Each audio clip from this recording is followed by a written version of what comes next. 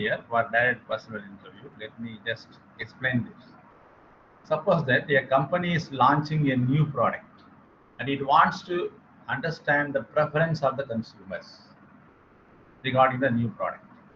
The researcher conducts one-on-one interview with potential customers to gather some detailed insights into the needs and requirements of the customers, likes and dislikes of the customers.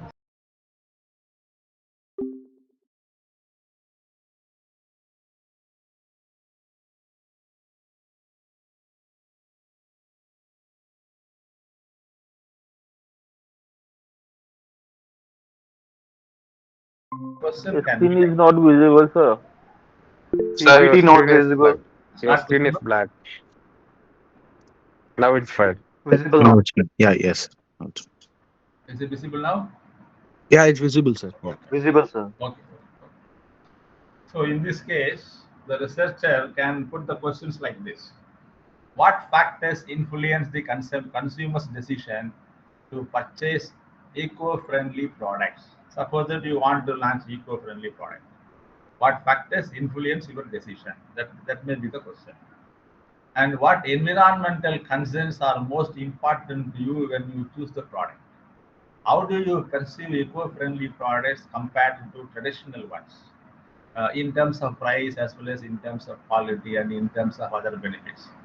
What would make you more likely to purchase an eco-friendly product? So these are the various questions that you can put forth to ascertain the consumer preference regarding eco-friendly product which the company wants to launch as a new product in the market. So this is an example of this direct personal interview method. Let me now move on to the next method.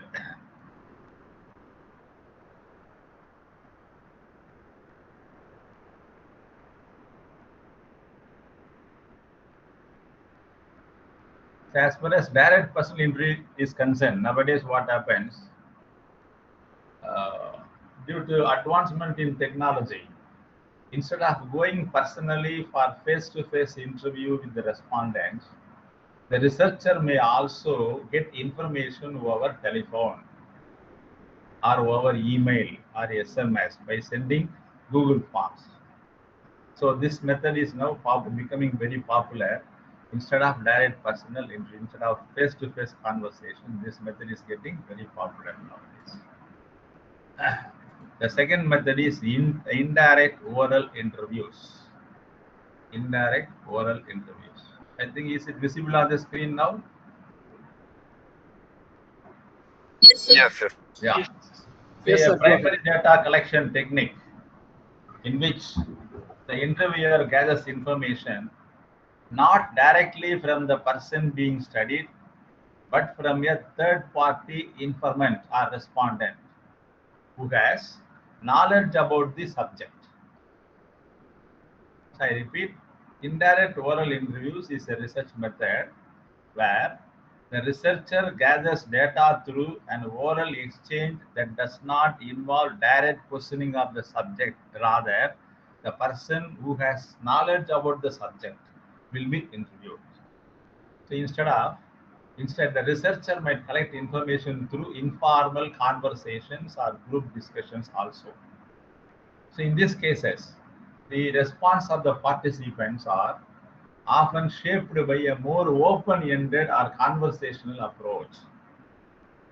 So under this method, the investigator contacts third parties generally called witnesses who are capable of supplying necessary information about the person with whom we have to collect information.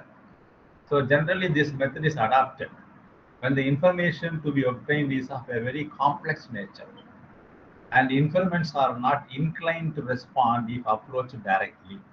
So when you approach them directly, they may not be inclined to give responses. Therefore, you resort to the help of a third person now. Let me give an example for this method. Just a minute.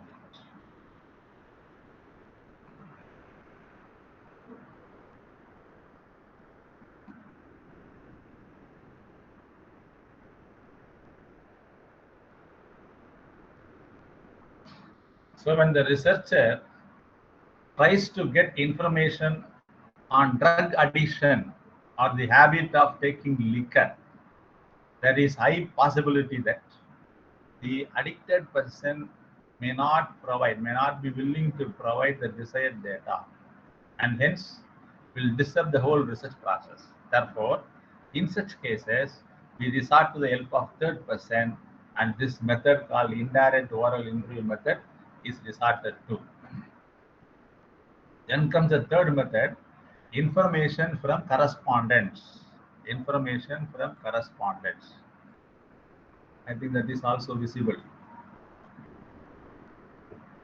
Is it visible now? Information from correspondence. Yes, sir. Yes. Now, this method refers to the data gathered from individuals or some sources who provide information relevant to the research topic. These correspondents are experts, are stakeholders, are people with specific knowledge, are people with experience related to the research area. They are chosen as correspondents. From them, we collect information. The information they provide may be collected through written communication, like letters or emails or reports, or sometimes through interviews or any other means. This method is very often used when the direct observation or in-person interviews are not feasible, or when the researcher needs expert or specific knowledge regarding that particular area. This method is being adopted. Let me give an example of this method so that you will understand the concept.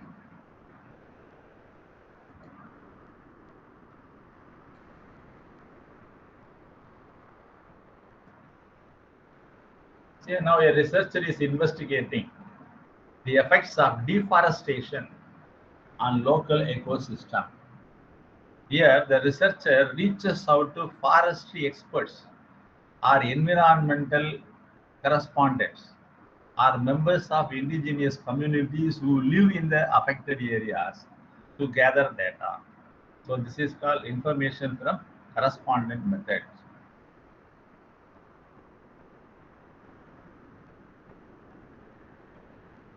Then comes mailed questionnaire method. Mailed questionnaire method.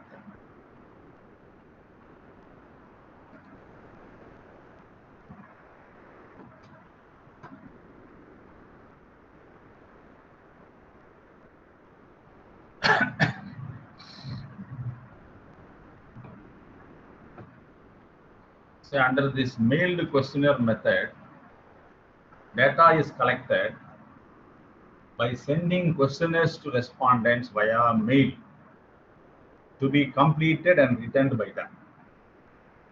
A list of questions pertaining to the research area, which is known as questionnaire, is prepared and sent to the various respondents by post.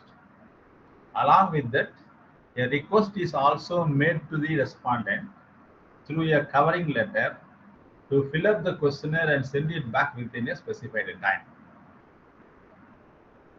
The questionnaire contains various questions and provides space for answers.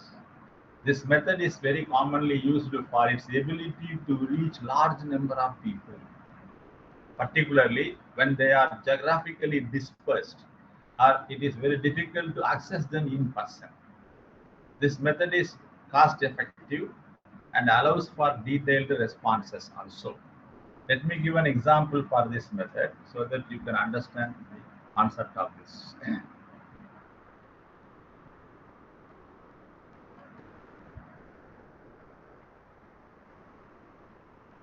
Say a company wants to get information about the consumer satisfaction with its new product line.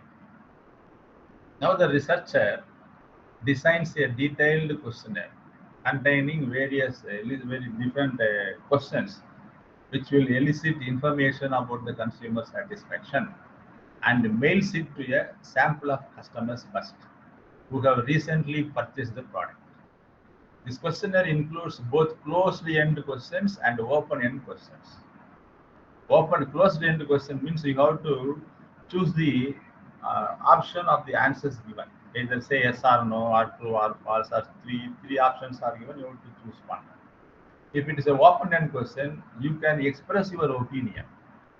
So your opinion will not be restricted. So both the type of questions will be there. To capture the opinion of the customers regarding the quality of the product, uses of the product, packaging of the product, customer service, all these things will be elicited through this questionnaire. The next one, schedules sent through enumerators. Next method is schedules sent through enumerators.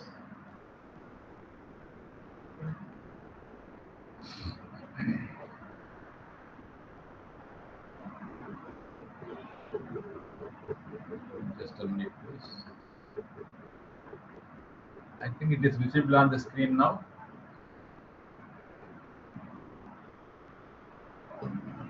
Now this is a structured data collection tool, such as questionnaires or interview schedules. This tool is distributed to trained field workers. They are called enumerators. Say, first of all, we recruit people who are called enumerators. They are the field workers. They are the trained field workers who will collect information from the respondents on behalf of the researcher. The enumerators are responsible for administering the schedule. The enumerators will be given a list of questions with them. For that, they should get the information. The list of questions supplied with the enumerator is called the schedule. In that, they have to record the answers and ensure that the data is accurate and complete. This method is particularly useful in large-scale surveys or when researchers need to reach broad sample across diverse geographical locations. The enumerators will go and contact the informants. They get replies to the questions contained in a schedule, fill them in their own handwriting in the questionnaire form. The difference between this mailed questionnaire and the schedule is, here enumerators will go and meet the respondents. There in the questionnaire method, mailed questionnaire method, we will send the questionnaire by post, then they will return the filled questionnaire through post only.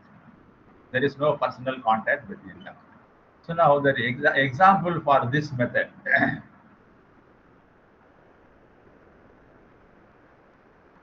National census is an example of this collection from enumerators or questionnaire sent through enumerators.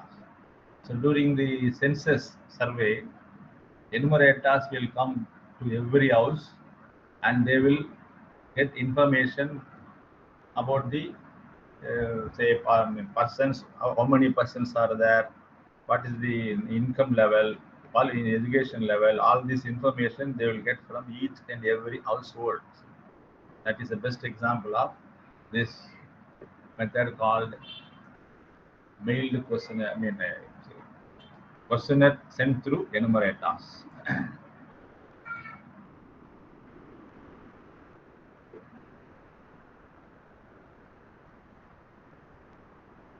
Schedule sent through enumerators. Say next method is focus group method. Focus group method.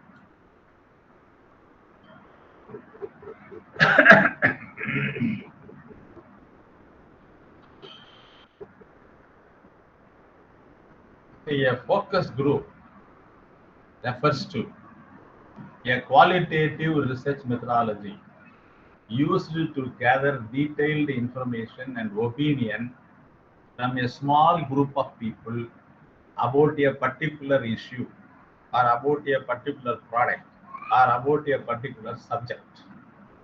It involves an organized discussion led by a moderator. That moderator will encourage the participant to share their views and experiences in a structured but open-ended format. This method is commonly used in social sciences, market research, product development, etc., to capture the perception, feelings, and attitudes of the people. These focus group are typically composed of 6 to 12 participants who share common characteristics or experiences relevant to the research topic. These groups are often conducted in a comfortable setting to encourage open conversation with the moderator. That moderator will guide the discussion through a set of predetermined questions. Let me give an example of this focus group method.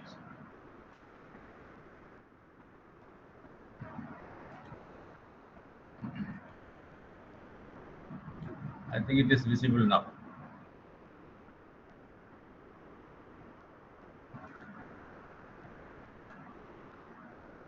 Say, for example, suppose that a company is planning to launch a new beverage and wants to find out the reactions of the customers. They could organize a focus group with individuals who are frequent consumers of similar beverages.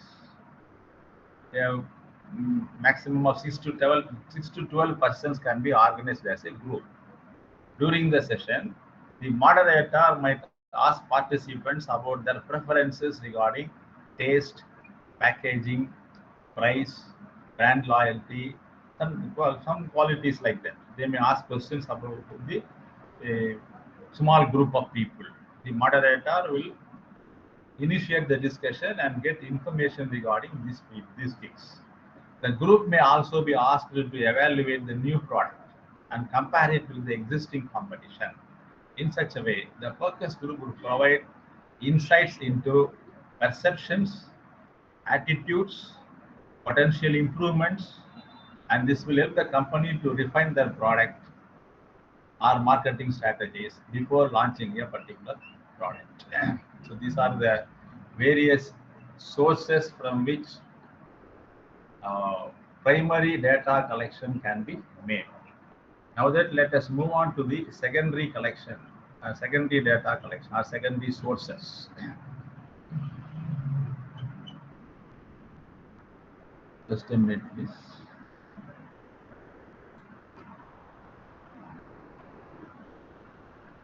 Secondary data collection. Is it visible on the screen now?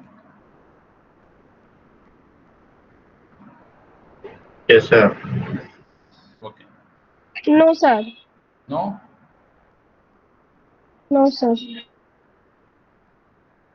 I think it is visible now.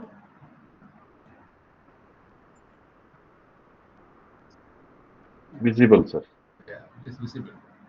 Visible, sir. Okay. So this method of collection involves gathering data that has already been collected, analyzed, and published by some other person or some other organization for some other purpose.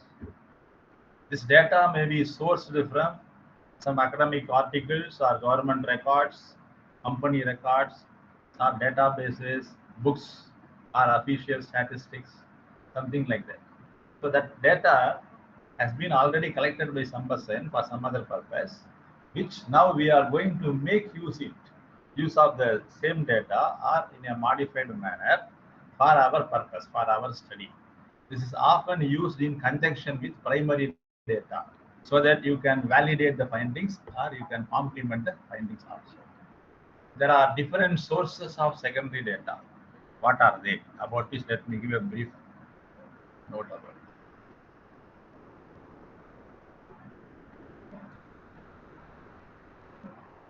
So these are the various sources of secondary data. Let me very briefly go through all these things now, quickly. So first one is published data.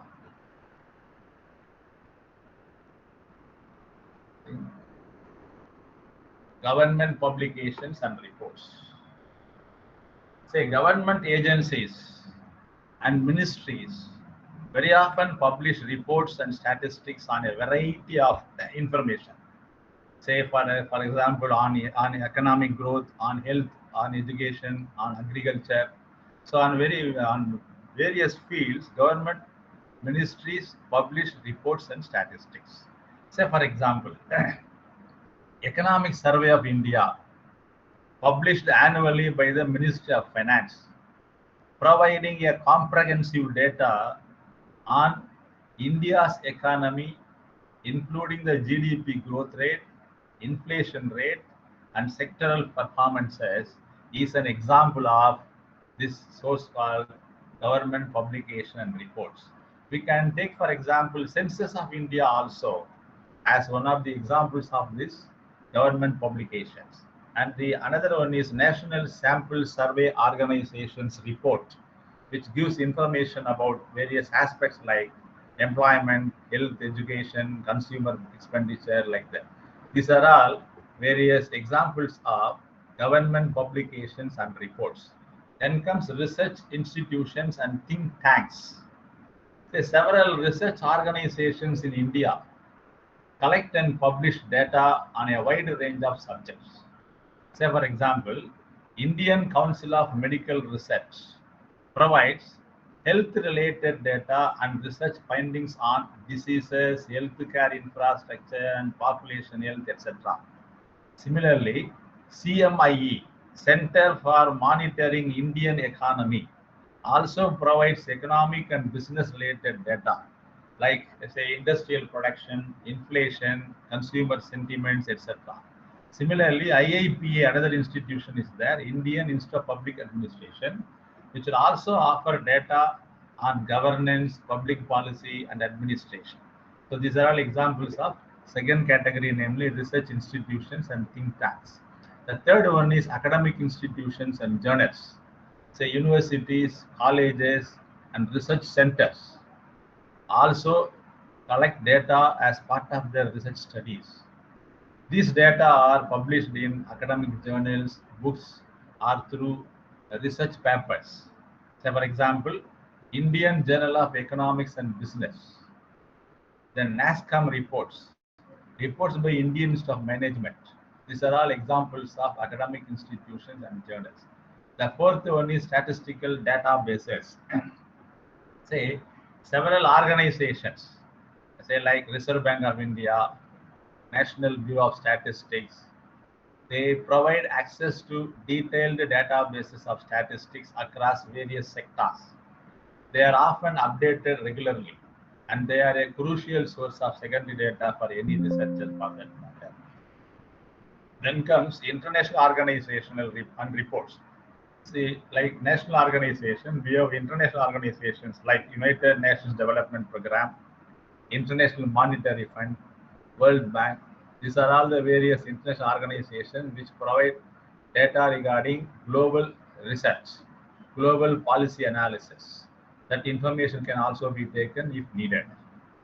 Then corporate reports and industry publications. Say, many private companies and industry groups provide various reports on their operations, or market trends, or consumer behavior. These reports are available publicly or to the stakeholders sometimes. So, for example, annual reports of Indian companies. That is, the reports which are the listed companies are there in India, such as Tata Group, Reliance Group, all the Infosys, like that. They provide their the annual reports. From that, you can elicit some information. Then comes commercial data providers. These commercial data providers will collect information and sell access to large data sets, very often used for market research, financial analysis, risk management, etc. Say, for example, financial data providers like Bloomberg, Thomson Reuters, S&P Global. These are the very famous organizations which will provide financial and economic data, including stock market data, commodity prices, economic indicators, etc. Like that, consumer data providers are also there. Nielsen and Kantar, they collect consumer behavior data, like information regarding purchase habits and demographic information. All these things they can provide. they can sell this information. From them, we can collect information. Similarly, we have global research firms also. Statista, Euromonitor, MarketLine. These are all global research firms. They will provide information regarding global markets, global industries, and global businesses. Then comes media sources.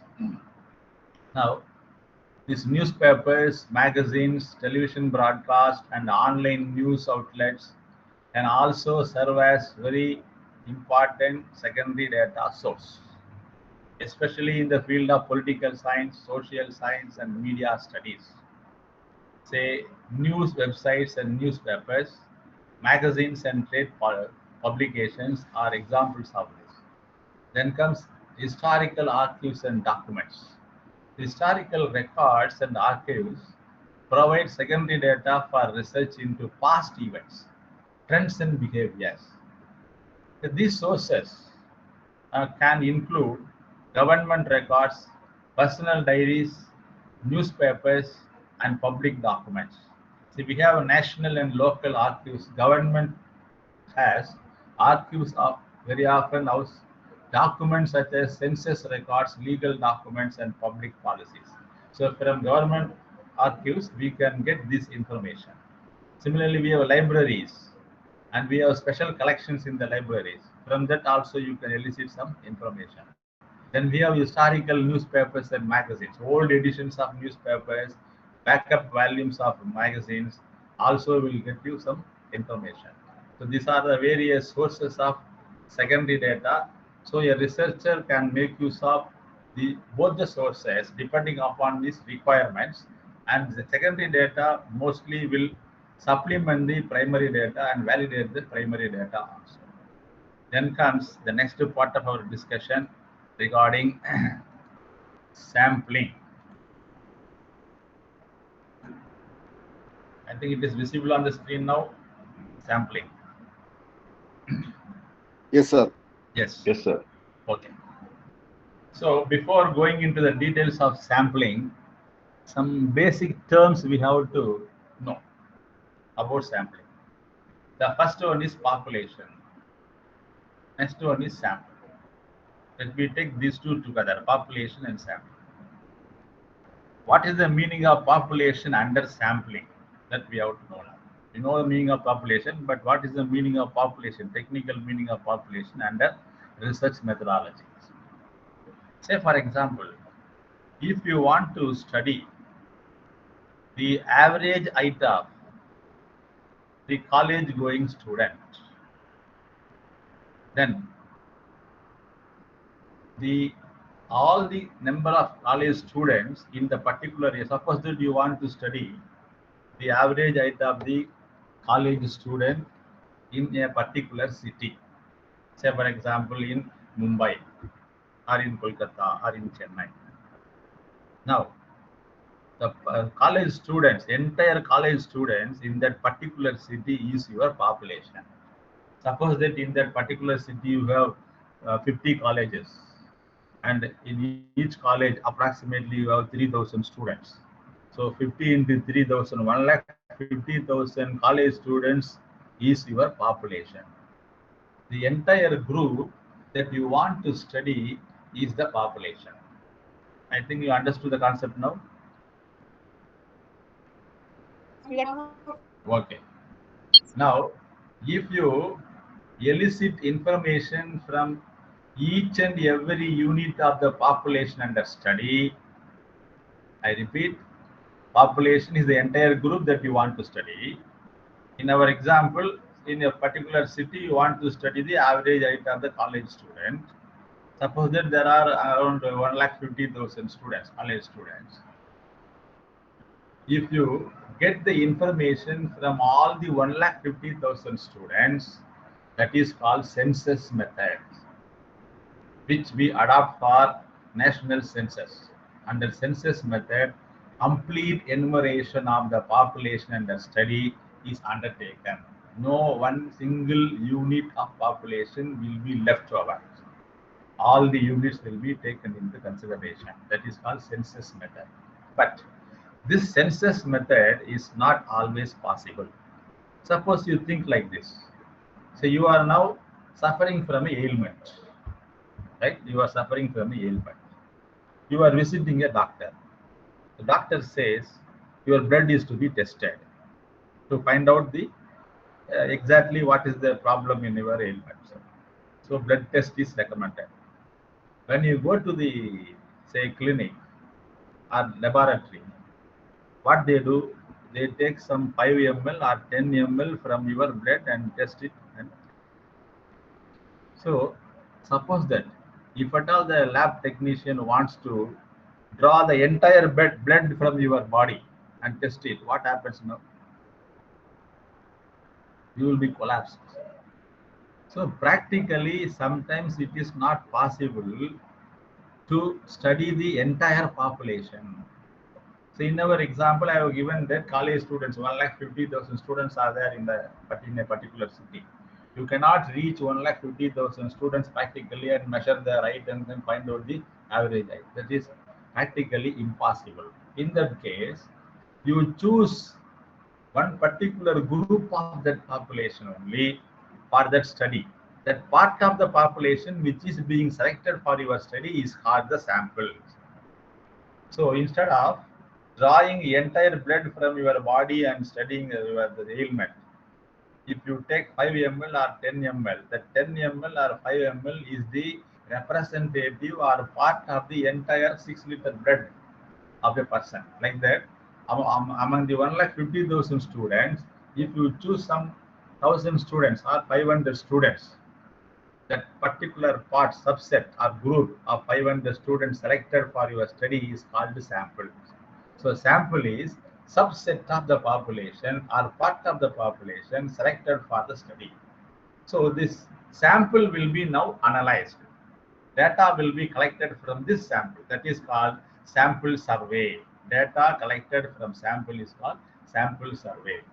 So if you find the average height of the sample of 500 students, that is called statistic. The last term, statistic. If you find the average height of all the 1,50,000 students, that average height is called parameters. So if you find the characteristic of a population, that is called parameter. If you find the characteristic of a sample, that is called statistic. So with this background, let me now move on to this sampling method.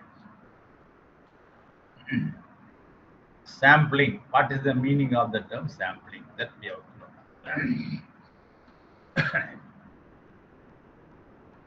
See, the process of selecting a sample is called sampling. The population cannot be entirely studied. Practically, it is impossible. Therefore, you choose a particular group, a part of the population, otherwise called. That part is called, that group is called sample. The method of selecting that sample is called sampling. We may use some technique, some process, some method, some tools and techniques. That process is known as sampling. Say for example, if you are researching the opinions of students in your university, opinion of your students' opinion in your university. University may contain thousands and thousands of students, right? We cannot reach out all the people. Therefore, you could survey a sample of say 100 or 200, something like that. That is called sampling. So the sampling allows you to test the hypothesis about the characteristics of the population. Say the lab technician takes 5 or 10 ml blood from your body, test it and give the result. Then the inference is the result of this sample will hold good for the entire 6-liter blood that is flowing on in your body. That generalization is to be made. That is the reason why we test the sample. So the results of the sample will be applied to the entire population. Otherwise, we presume that the characteristics of sample will be reflected as the characteristics of the population. That is the use of this sampling method. So under this sampling, we have two different methods: probability sampling method, non-probability sampling method. Let me just explain about this now. Probability sampling method, non-probability sampling method. Say, when each and every unit of the population has an equal chance of being selected, then such sampling method is known as probability sampling. I repeat, when each individual item in the population has an equal chance of being selected randomly, then it is called probability sampling. On the other hand, if not every individual unit in the population has a known or equal chance of being selected, then it is called non-probability sampling. Suppose that as a teacher I am entering in your class. I am asking the question to find out whether you understood the case or not. I am just putting a question before the class. What do you mean by sampling? I want to know the response from the students. Suppose that there are 60 students in the class. 60 students in the class. When I entered and I asked this question by looking at the students, you have to tell me now what is the meaning of sampling. Then immediately what happens? Everybody will bow down their heads, will not look at the lecturer, will not look at the teacher. Why? Because there is a fear in the mind of each and every student that he may be asked the answer. What is the meaning of that? Every student in the class, that is all the 60 students in the class, has an equal chance of being selected. So the teacher may ask anybody. By just looking around the class, he may just pick up one student and ask him to stand up and tell the answer. So that everybody is having an equal chance. If that is the case, that is called probability sampling. If everybody has not an equal chance of being selected, it is called non-probability sampling. I hope you would have understood the meaning of this now. Now, there are different methods under probability sampling as well as non-probability sampling. Let me very quickly go through this. Under probability sampling, we have simple random sampling, systematic sampling, stratified sampling, cluster sampling, multi-stage sampling. Let me very briefly explain this one by one now, please. Simple random sampling. Say here, each individual in the population has an equal chance of being selected.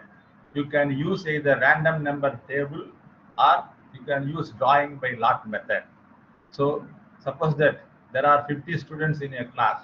I mean, there are 500 students in a school. You want to select 50 of them. How to select 50? Using a random number table, the researcher can select 50 students, or he can, write down the numbers 1 to 500, put it in a box, and he can choose 50 numbers by drawing by lots. So that means every individual in the population has an equal chance of being selected. That is called simple random sampling. Then comes systematic sampling. Suppose that there are 60 students in a class.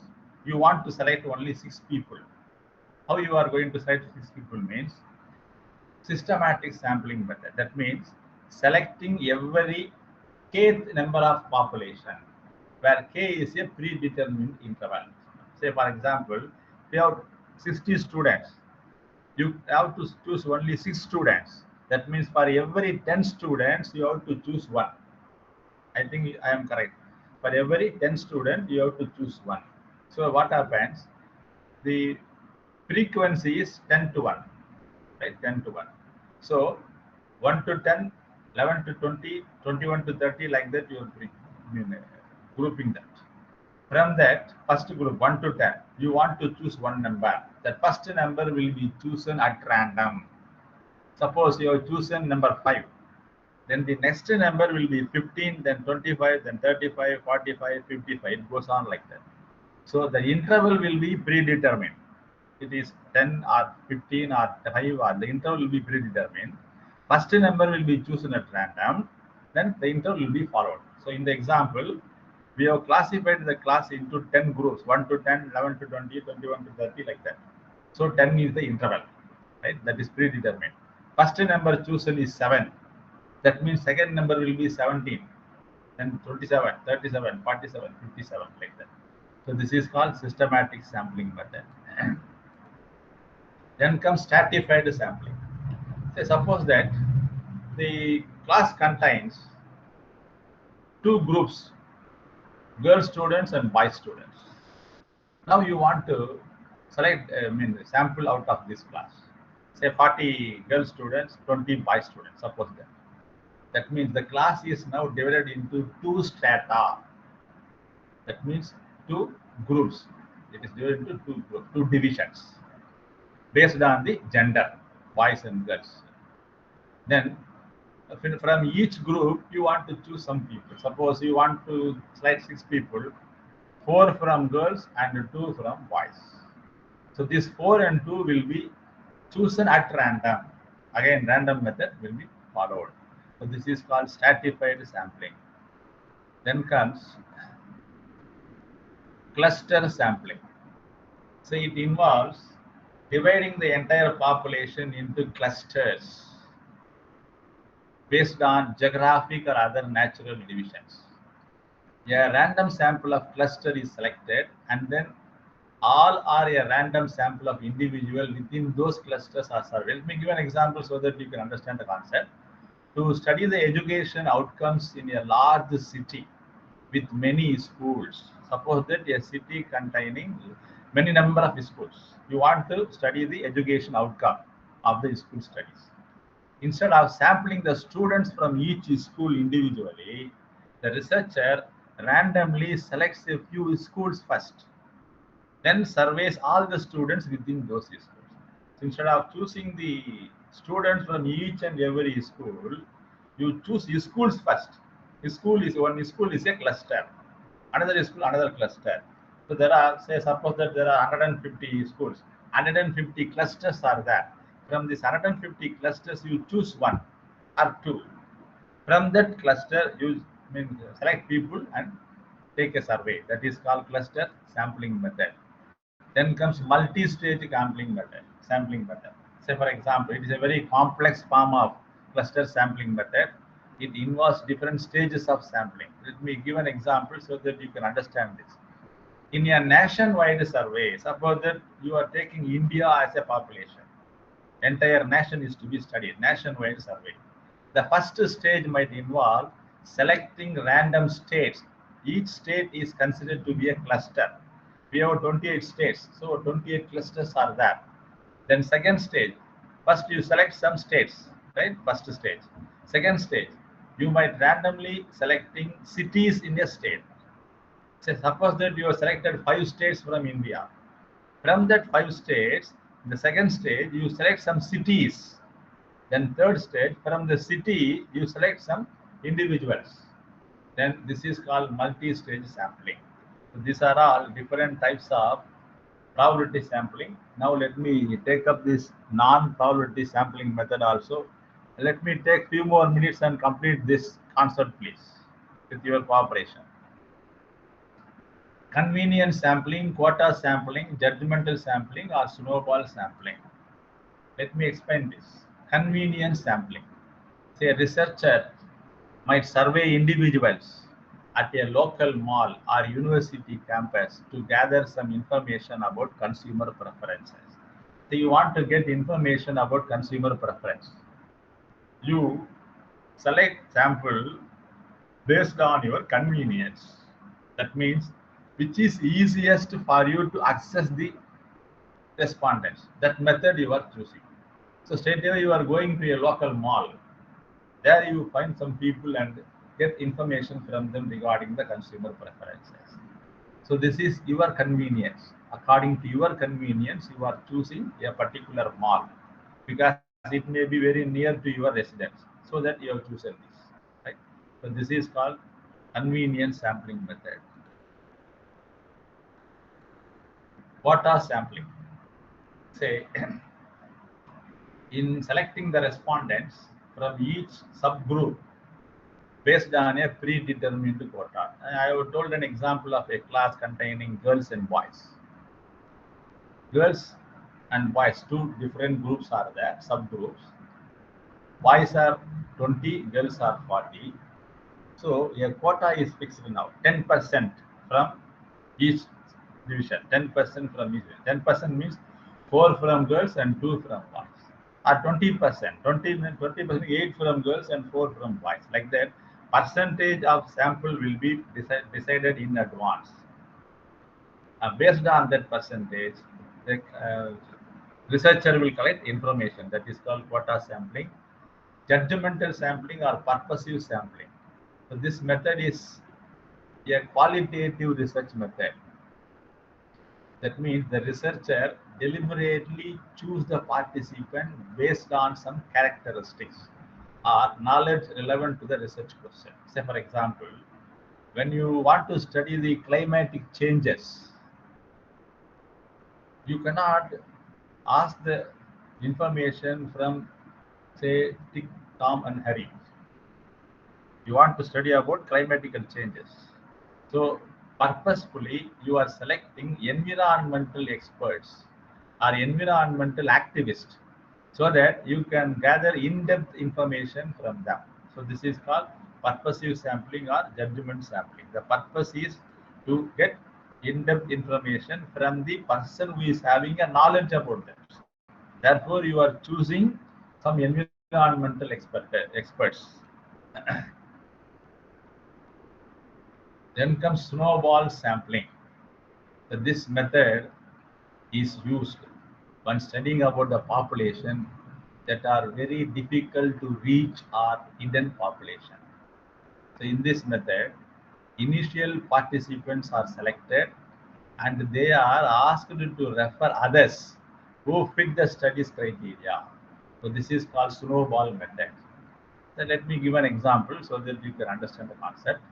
The researcher wants to study the behavior of individuals who use illegal drugs. Now, these individuals might be very difficult to reach through traditional methods because of the stigma or because of the legal issues.